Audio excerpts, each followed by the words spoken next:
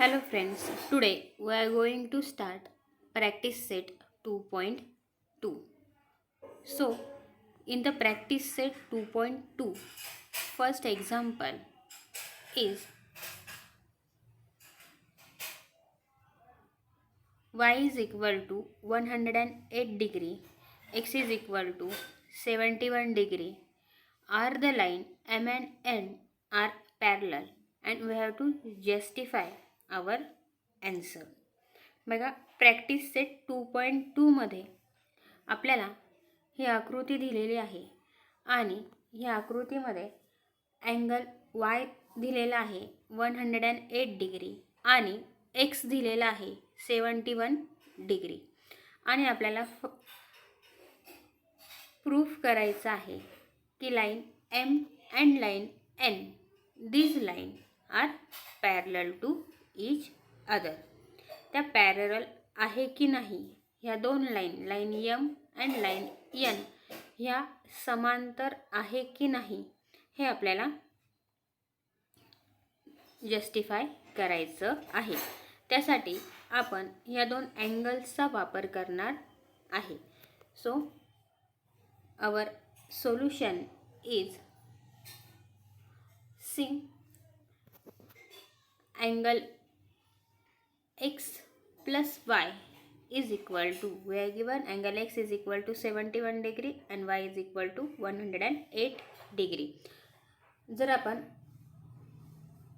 आकृतीचं व्यवस्थित निरीक्षण केलं तर हे दोन अँगल जे आहे हे अँगल आपल्याला इंटेरियर अँगल वाटत आहे, पण आपल्याला जस्टिफाय करायचं आहे. आपण डायरेक्टली असं म्हणू नाही शकत की ते इंटेरियर अँगल आहे. ते असू पण शकता आणि नसू पण शकता. त्यासाठी आपण ते जे अँगलचं मेजरमेंट दिलेलं आहे त्याचा वापर इथे करणार आहे. त्यासाठी बघा आपण काय केलं इथे, first we add this two angle X plus angle Y which is equal to 71 plus 108. Our addition is 179 degree. C आता इंटेरियर अँगल, आत्ताच मी तुम्हाला सांगितलं की आपल्याला इंटेरियर अँगल दिसत आहे. मग हे जर इंटेरियर अँगल असतील तर त्यांची ॲडिशन किती यायला हवी, 180 डिग्री यायला हवी. पण आपली ॲडिशन येथे 179 डिग्री इतकी आलेली आहे. So here we write x plus y is not equal to 180 degree. Therefore, यावरून आपण लिहिले line M is not parallel to line N because x and y are not supplementary angle. यांची addition जर 180 degree आली असती तर हे दोन अँगल सप्लिमेंटरी झाले असते, परंतु यांची ॲडिशन 180 डिग्री आलेली नाही आहे. म्हणून आपण इथे असं लिहिलं आहे line M is not parallel to line N. कारण पण आपण दिलेलं आहे की X and Y are not a supplementary angle. This is our solution. Then the second example in the practice set 2.2 is, figure दिलेली आहे आपल्याला बघा आणि आपला क्वेश्चन आहे in the given figure angle A congruent to angle B then proof line L parallel to line M. आधी आपण figure समजून घेऊया. फिगरमध्ये काय दिलेलं आहे की अँगल ए, कुठे तो अँगल बघून घ्यायचा. इथे बघा angle A and angle B, these two angles are congruent with each other. Then आपल्याला प्रूफ करायचं आहे line L and line M are the parallel line. आता आपल्याला प्रूफ करायचं आहे म्हणून आपण गिवन टू प्रूफ लिहून घेणार आहे. गिवनमध्ये बघा एक्झाम्पलमध्ये काय दिलेलं आहे ते आपण लिहित असतो. त्यामध्ये line L and line M are two line, आपण इथे असं म्हटलेलं नाही की ते पॅरलल आहे. Line L and line M ह्या कुठल्याही दोन रेषा आहेत and N is their transversal. Line N ही त्यांची ट्रान्सवर्सल आहे. अँड अजून आपल्याला काय दिलेलं आहे गिवनमध्ये, angle A congruent to angle B. To proof, काय प्रूफ करायचं आपल्याला की line L is congruent to line M. हे एक्झाम्पलमध्ये इथे दिलेलं होतं, तेच आपण परत इकडे लिहिलेलं आहे. हे आपल्याला प्रूफ करायचं आहे. त्यासाठी बघा, आता प्रूफसाठी आकृतीमध्ये आपल्याला हे दोनच अँगल दिलेले आहे, अँगल ए आणि अँगल बी. आपल्याला एक्झाम्पल सोडवणं टू प्रूफ करण्यास सोपं जावं म्हणून आपण इथे अजून एक अँगल लिहून घेतलेला आहे आणि त्याला आपण त्या अँगलला नाव काय दिलेलं आहे, अँगल डी. हा बदल आपण करून घेतलेला आहे. टेक्स्टबुकमध्ये किंवा एक्झाम्पलमध्ये जी फिगर दिलेली आहे त्याच्यामध्ये अँगल डी नाही आहे, आपण तो अँगल डी लिहून घेतलेला आहे. हे सगळं विद्यार्थ्यांनी लक्षात घ्यायचं आहे. टू प्रूफमध्ये बघा, पहिलं angle A congruent to angle B, याला द्या स्टेटमेंट नंबर फर्स्ट. हे गिवनमध्ये आपल्याला दिलेलं आहे, रिझन द्या गिवन. देन आता आपण जो अँगल डी लिहिलेला आहे तो अँगल आणि अँगल ए जर बघितले तर ते दोन्ही कुठले अँगल होतील, vertically opposite angle. So we write angle A congruent with angle D. It is our statement number second. Reason द्या vertically opposite angle. Now see from the statement number first and statement number second, we can write here angle B congruent with the angle D. जर पहिला angle दुसऱ्याशी congruent असेल, दुसरा तिसऱ्याशी, तर तिसरा पहिल्याशी congruent असतो. ही property आपण शिकलेलो आहोत आणि त्याचाच वापर करून आपण लिहिले angle if angle A is congruent with angle B, angle A is congruent with angle D, then we can write angle P is congruent with angle D. Reason from 1 and 2. Now see what we write angle B congruent with angle D. See this D angle and this B angle are congruent with each other. If you observe these two angles very carefully, you will notice that these two are the corresponding angles. And we learn in the last video corresponding angle test. मग त्या corresponding angle test नुसार आपण लिहू शकतो की line L is parallel to line M. Reason is corresponding angle test. ह्या पद्धतीने आपल्याला सेकंड एक्झाम्पल सॉल्व करायचं आहे. Then the third example in the practice set 2.2 is, see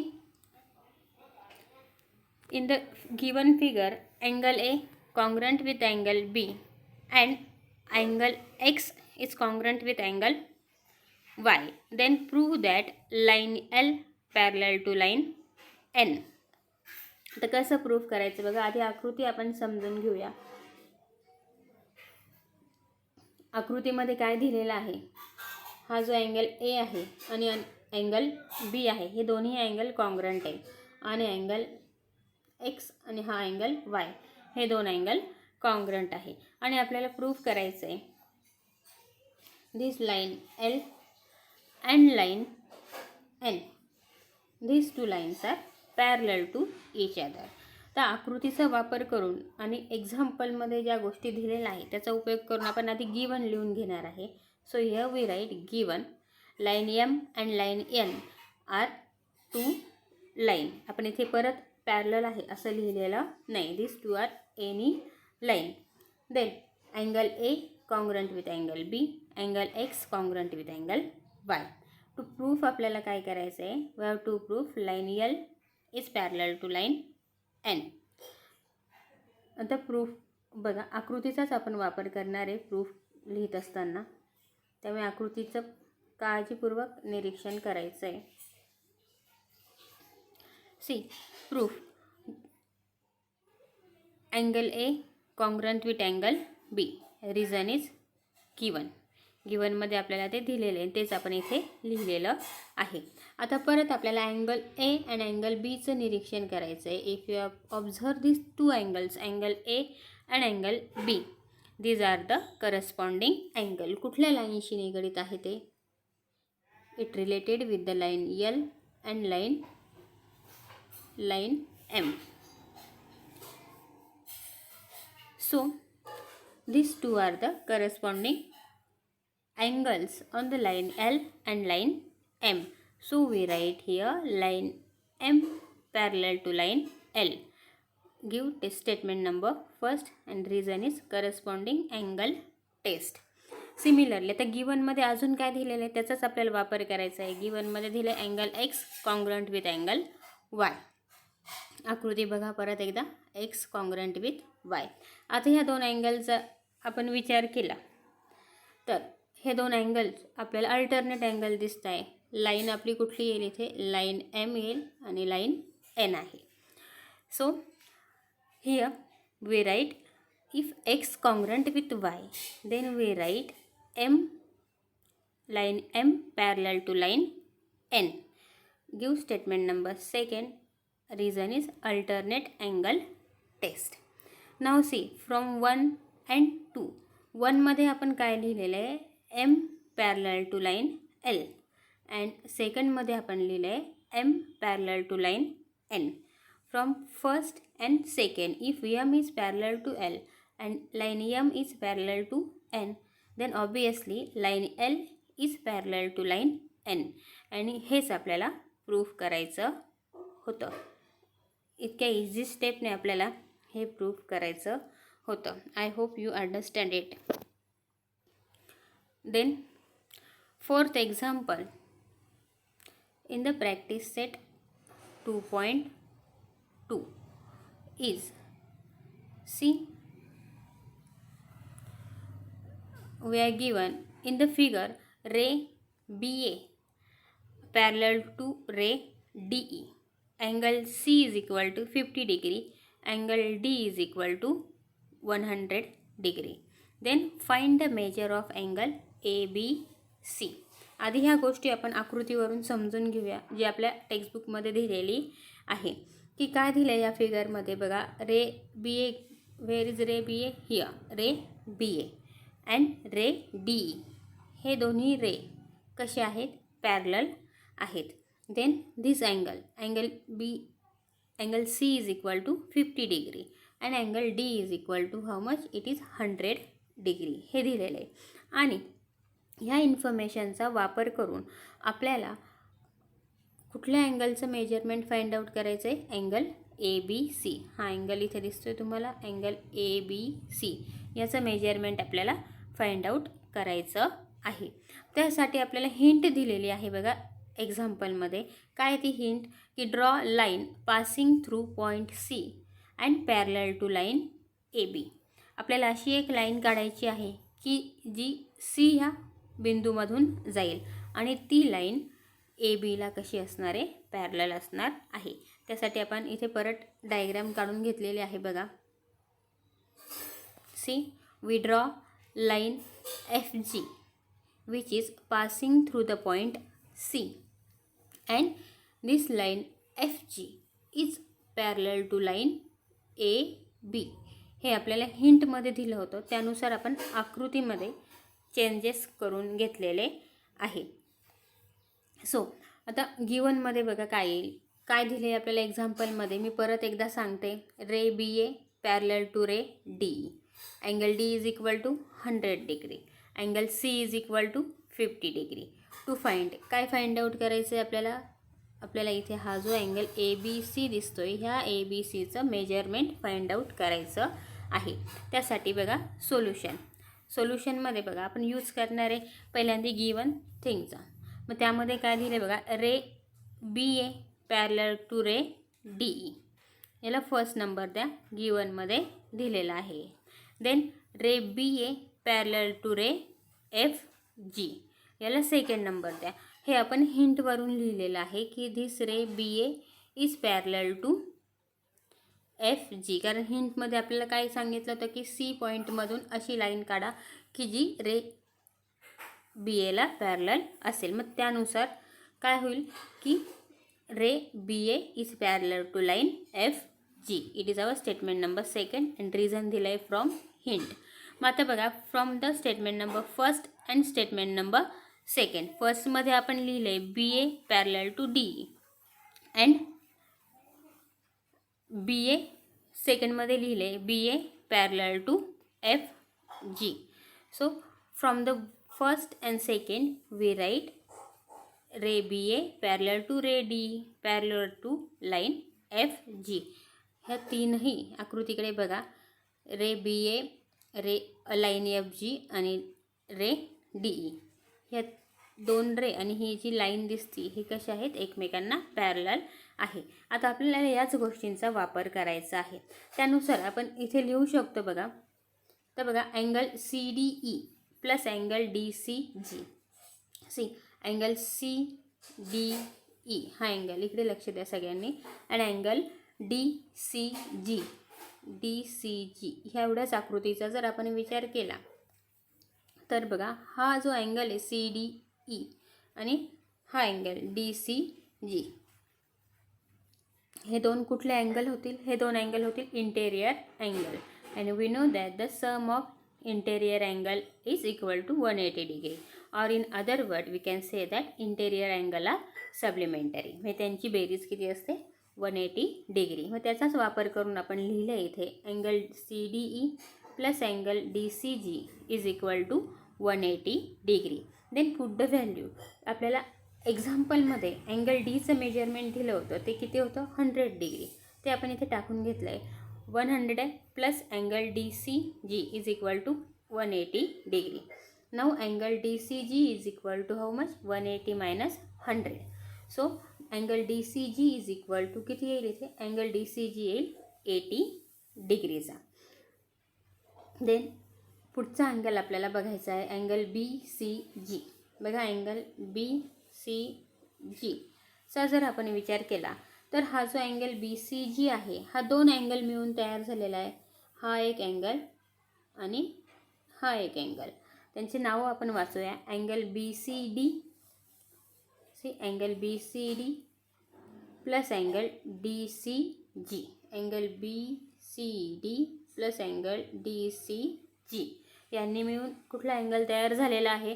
angle BCG. Reason आपण म्हणून इथे दिले अँगल ॲडिशन प्रॉपर्टी. नाव C एक्झाम्पलमध्ये angle BCDचं measurement दिलं आहे ते किती आहे? 50 डिग्री. आणि आत्ताच आपण अँगल DCG काढला आहे, तो आला होता आपला 80 डिग्री. सो अँगल BCGचं मेजरमेंट किती येईल? 50 plus 80 degree which is equal to 130 degree. आता आपल्याला BCG आपल्याला मिळालेला आहे. आता आकृतीचं व्यवस्थित परत एकदा निरीक्षण करायचं. बघा अँगल BCG हा अँगल इथे अँगल BCG आणि अँगल ABC जो आपल्याला शोधायचा होता. म्हणजे अँगल मला काय म्हणायचं इथे अँगल ABC आणि अँगल BCG हे एवढंच आकृतीचं निरीक्षण करा. बघा हा अँगल आणि हा अँगल याचं तुम्ही जर निरीक्षण केलं तर हे दोन अँगल अल्टरनेट अँगल आहे. कारण आपण इथे म्हटलं की रे BA is parallel to line FG and BC is there supposed to be a transversal.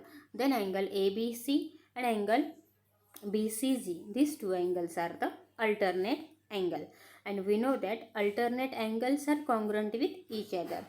If angle BCG is equal to 130 degree, then obviously angle ABC is also 130 degree.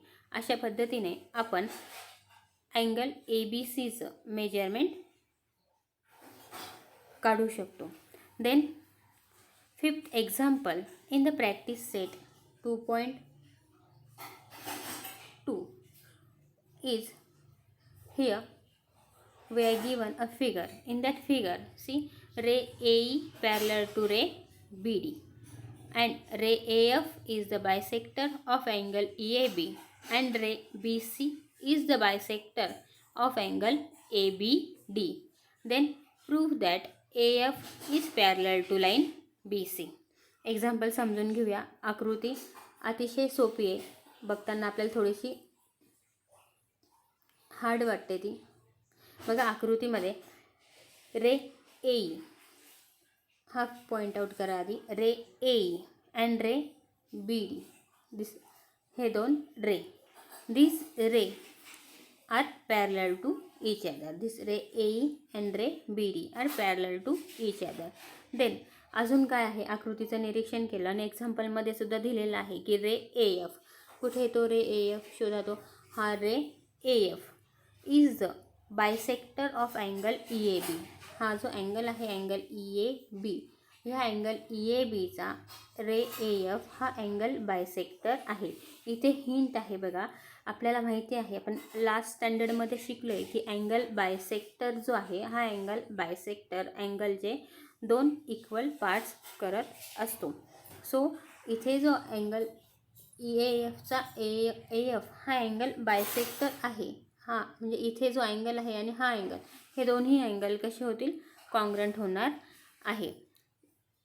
आपण मी परत एकदा सांगते, angle bisector divide the given angle in 2 equal parts. So angle E A F and angle F A B are congruent with each other. आणि एक्झाम्पलमध्येच त्याचं measurement x इतकं आहे हे दिलेलं आहे. त्याच पद्धतीने अजून आपल्याला काय दिलेलं आहे एक्झाम्पलमध्ये, रे बी सी. बघा, ray B C is also angle bisector of angle A B D. म्हणजे इथे सुद्धा हे जे 2 अँगल होणार आहे यांचं मेजरमेंट सारखं असणार आहे आणि ते वाय आहे हे आपल्याला एक्झाम्पलमध्ये दिलेलं आहे. ह्या 2 गोष्टींचा वापर करून आपल्याला प्रूफ करायचं आहे line A F parallel to line B C. आता प्रूफ त्यासाठी आपण गिवन लिहिलं आहे बघा आकृतीचा वापर करून की रे ए ई, आत्ता समजून सांगितल्याप्रमाणे, ray A E parallel to ray B D and ray A F and ray BC are the bisectors of angle EAB and angle ABD respectively. To proof आपल्याला काय करायचे, line AF parallel to line BC. कसं proof करणार बघा, first step. पहिल्या जे आपण काय घेणार आहे, ray AE parallel to ray BD. This ray AE parallel to ray BD and AB is their transversal. जर ए बी त्याची ट्रान्सव्हर्सल असेल तर आपण असं लिहू शकतो की अँगल ई ए बी, बघा अँगल ई ए बी हा जो अँगल आहे हा अँगल किती येईल बघा, angle E A B is equal to angle E A F plus angle F A B. Angle E A F plus angle F A B. कुठली property use केली इथे, अँगल ॲडिशन प्रॉपर्टी. त्या एक्झाम्पलमध्ये दिले angle E A F किती आहे, X degree आणि angle F A B is also X. Y, because A F is a angle bisector of angle E A B. So put the value X plus X. X plus X is equal to how much, it is 2x. Give it is our statement number first. Then angle A B D. See, जसं आपण E A बी मध्ये angle addition property वापरली त्याच पद्धतीने आपण ए B D साठी सुद्धा बघा, angle A B D is equal to, use here angle addition property, angle A B D is equal to angle A B C plus angle C B D. Give reason angle addition property.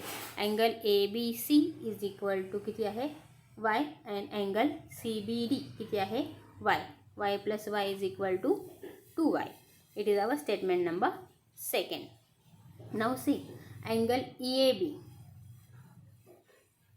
angle EAB, this angle. परत आपण आकृती बघतोय, आकृतीचं निरीक्षण करतोय. Angle EAB and angle ABD, this angle. हे 2 जे angle आहे हे अँगल कुठले आहे, these are the alternate angle. So here we write angle EAB is equal to angle ABD. Reason is alternate angle. आता ई ए बी किती आहे आपण शोधले ते 2x आणि ए बी डी किती आहे तेही शोधलं तर आपण 2y. So 2x is equal to 2y.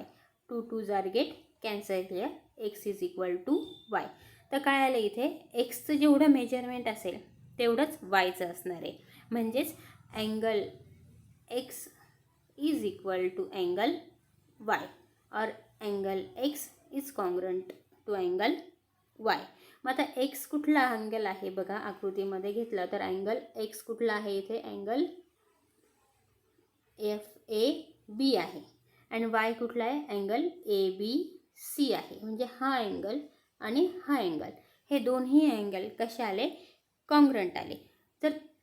हे दोन अँगल कॉन्ग्रंट आहे. अजून निरीक्षण केलं तर लक्षात येईल की अँगल हे दोन कुठले अँगल आहे? This two are the alternate angle. So here we write angle FAB is equal to angle ABC. Reason is alternate angle. So use here alternate angle test जे आपण लास्ट लेक्चरला बघितली होती. So with the help of this alternate angle test we write line AF parallel to line BC. And reason is alternate angle test. In this way we can solve fifth example in the practice set 2.2. एक example बाकी आहे 2.2 मधला 6वा. तो तुमचा homework आहे. ते तुम्ही सोडवण्याचा प्रयत्न करा. थँक्यू.